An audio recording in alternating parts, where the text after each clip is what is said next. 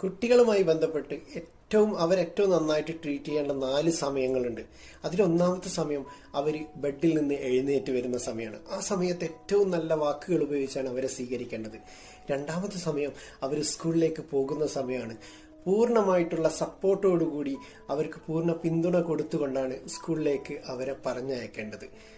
മൂന്നാമത്തെ സമയം സ്കൂളിൽ നിന്ന് വരുന്ന സമയമാണ്. ആ സമയത്ത് വളരെ ടയേർഡായിട്ട് ഒരുപാട് കഥകൾ പറയാനുള്ള ആ ഒരു മനസ്സുമായിട്ടായിരിക്കും അവർ വരിക.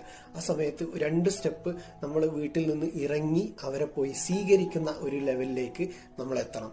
നാലാമത്തെ സമയം ബെഡിലേക്ക് പോകുന്നതിന് മുമ്പുള്ള സമയമാണ്.